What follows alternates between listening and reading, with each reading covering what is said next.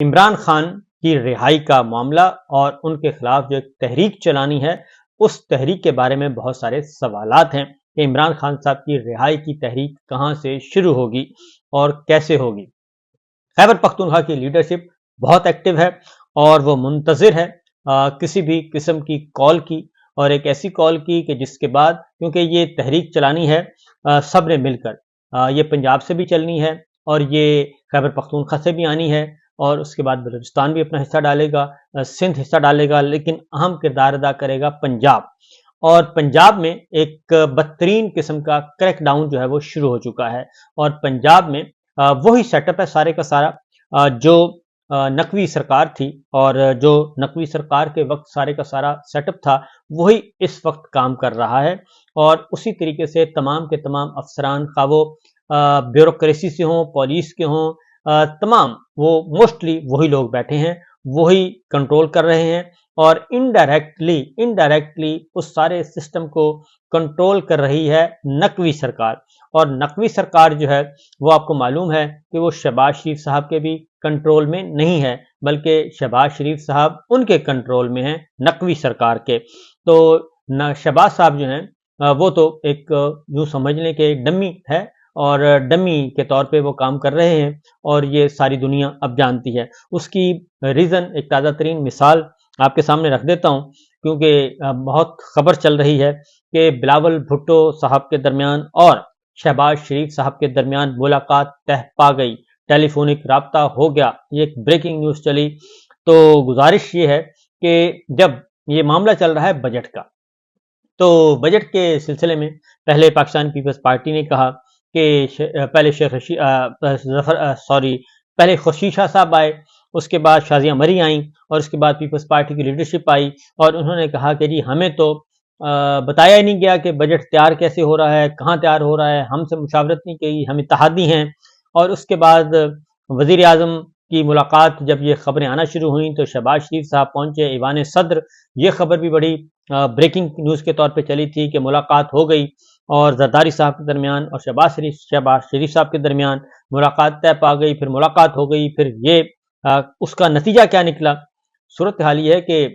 جب انہوں نے آپس میں گپ شپ لگائی تو وہ شہباز شریف صاحب نے اپنی پوزیشن واضح کرنے گئے تھے، اور انہوں نے کہا کہ زرداری صاحب، یہ جس بجٹ کے بارے میں آپ ہم سے احتجاج کر رہے ہیں وہ بجٹ ہم نے بھی نہیں تیار کیا، اور اس بجٹ کے بارے میں بھی ہمیں بھی علم نہیں ہے، اور وہ سارے کا سارا ہمیں تیار کر کے دیا ہوا ہے، اور وہ صرف ہم نے اس کو تقریر میں ڈھالا ہے، اور تقریر میں ڈھال کے وہ وزیر خزانہ صاحب کے حوالے کیا ہے، اور وزیر خزانہ صاحب اس بجٹ تقریر کو انہوں نے کر دیا ہے۔ اس سے زیادہ ہمارا کوئی رول نہیں ہے اس بجٹ میں، کیونکہ بجٹ ہم نہیں تیار کر رہے، بجٹ تیار کر رہے ہیں آئی ایم ایف والے، اور آئی ایم ایف والے ہماری بات نہیں سن رہے، آئی ایم ایف والے نقوی سرکار کی بات سن رہے ہیں، اور نقوی سرکار ہی اصل میں اس وقت ساری کی ساری سچویشن کو کنٹرول کر رہی ہے۔ تو اس کے بعد پھر زرداری صاحب کو سمجھ تو ظاہر ہے پہلے بھی سمجھ آئی ہوئی تھی، اب بھی آ گئی، لیکن پھر بھی انہوں نے کہا کہ نہیں، آپ نہ کچھ ہم پہ پریشر بہت ہے، آپ کریں کچھ نہ کچھ، اور وہ تھا ترقیاتی، اصل میں ہے معاملہ ترقیاتی بجٹ کا ہوتا ہے، تو ترقیاتی بجٹ پہ وہ ساری چیزیں کریں، ترقیاتی بجٹ ہمیں دیں، ہمارے ارکان کو دیں، اور اس کے بغیر تو آپ کو پتہ ہے گزارا نہیں ہوتا۔ تو اب پھر دوبارہ سے ملاقاتیں اب طے ہو رہی ہیں، کیونکہ اب بجٹ منظور ہونا ہے، بجٹ نے تو منظور ہو ہی جانا ہے، اور اس کے علاوہ تو کوئی آپشن ہے ہی نہیں کہ بجٹ منظور نہ ہو۔ لیکن جو اصل خطرہ ہے وہ ہے کہ یہ بجٹ منظوری کے بعد جو دھماکے ہونے ہیں ہر گھر میں، اور سیاسی دھماکے، معاشی دھماکے جو ہونے ہیں، ان دھماکوں سے کیسے بچا جائے، اصل پرابلم یہ ہے۔ اور اس کی وجہ یہ ہے کہ 1 جولائی سے جب یہ بجٹ آ جائے گا، کیونکہ ابھی چند دن باقی ہیں اور یہ بجٹ اپروو ہو جائے گا، اس کے اثرات آنا شروع ہو گئے ہیں، تو جب بجٹ اپروو آئے گا تو اس کے بعد مہنگائی کی ایک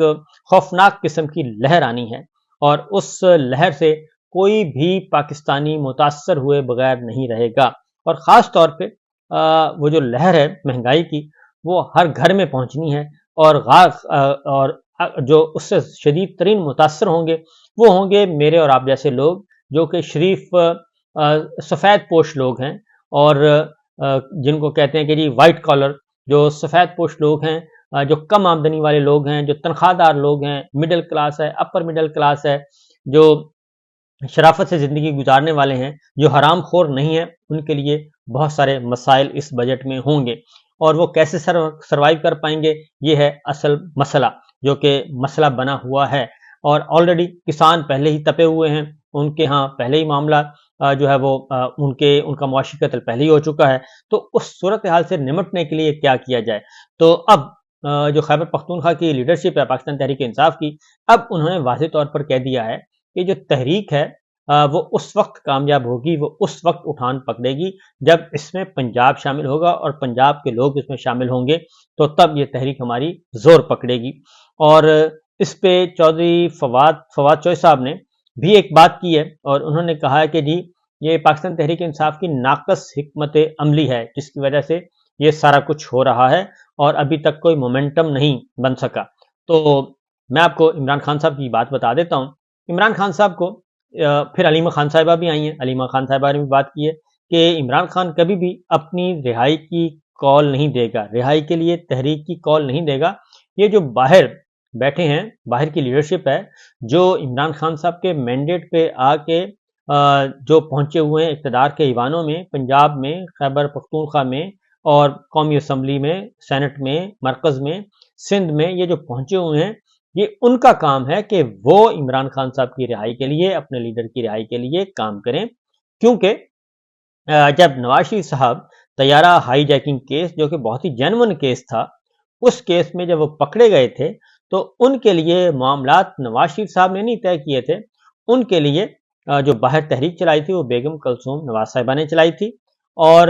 علیمہ خان صاحبہ کہتی ہیں کہ پاکستان تحریک انصاف کی اس لیڈرشپ کو جو کہ باہر موجود ہے، جو کہ عمران خان کے مینڈیٹ پہ انجوائے کر رہی ہے، اور جس کو پاکستان کے عوام نے عمران خان کے مینڈیٹ کو سپرد کیا ہے، اس کا کام ہے کہ وہ نکلے اور یہ ایک پلان آؤٹ کرے اور اس کے مطابق آگے بڑھے۔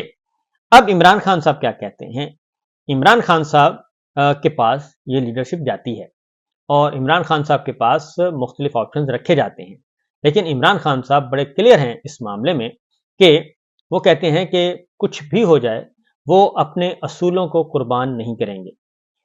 میں جیل میں موجود ہوں، میری اہلیہ جیل میں موجود ہے، باقی لیڈرشپ جو جتنی بھی ہے وہ برداشت کر رہی ہے، جیلوں میں ہیں، خواتین بھی ہیں، حضرات بھی ہیں، کارکنان بھی ہیں، جھوٹے مقدمات بھی بھگت رہے ہیں۔ تو اگر مجھ سے یہ کوئی توقع کرے کہ میں اپنے نیریٹو کو اور اپنے اصولوں کو چھوڑ کر میں آپ کو کہہ دوں کہ جناب جائیں اور جا کے معاملات طے کریں ان لوگوں کے ساتھ جو کہ بے اختیار ہیں، لاچار ہیں، نمبر 1۔ نمبر 2، جو خود مینڈیٹ چور ہیں، جنہوں نے ہمارا مینڈیٹ چوری کیا ہوا ہے، یعنی ہمارا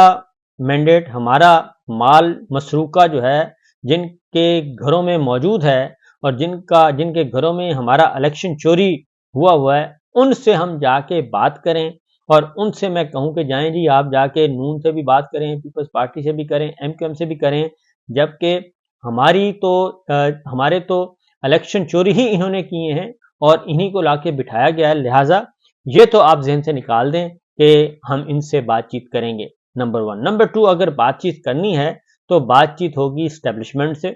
جنہوں نے یہ سارے کا سارا جعلی نظام قائم کیا ہے اور جو اس جعلی نظام کو سہارا دے رہے ہیں، اور جن کے ساتھ اگر بات کی جائے گی تو وہی با اختیار ہیں بات کرنے میں، کیونکہ ان کے ساتھ آپ کچھ بھی بات کریں گے یہ فوراً راولپنڈی کی طرف جائیں گے، اور راولپنڈی والے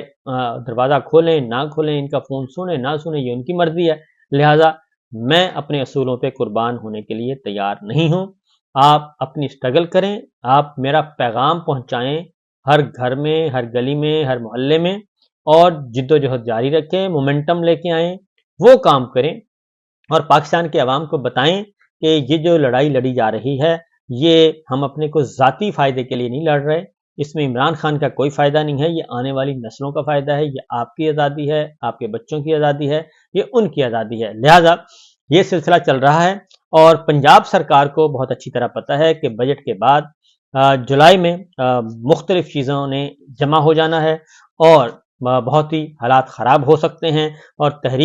صرف تحریک تیار ہے، ہر گھر میں آواز پہنچی ہوئی ہے، صرف ایک چنگاری کی ضرورت ہے، اور وہ چنگاری جب بھی بھڑکے گی تو پھر کوئی اس کو قابو نہیں کر سکے گا۔ شاید اسی وجہ سے آپ یہ دیکھیں کہ ورکرز کنونشن کے بعد عید کو عمران ریاض خان حج پہ نہیں جا سکتے، عمران خان صاحب جو ہیں وہ نماز نہیں پڑھ سکتے، نماز عید، قریشی صاحب نماز عید نہیں پڑھ سکتے، اور اس کے بعد خواتین کو رہا نہیں کیا جا سکتا، عدلیہ بستور ججوں کو دھمکیاں دی جا رہی ہیں۔ تو پھر صرف ایک سیالکوٹ کی مثال لے لیں کہ سیالکوٹ میں عید ملن پارٹی رکھی ہوئی تھی اور ورکرز کنونشن بھی نہیں تھا، تو سیالکوٹ میں پاکستان تحریک انصاف، عثمان ڈار، عمر ڈار، ریحانہ امتیاز ڈار صاحبہ، ان کو اس کی بھی اجازت نہیں ملی اور وہاں کا جنا ہاؤس بھی سیل کر دیا گیا اور اس کو بھی تالے لگا دیے گئے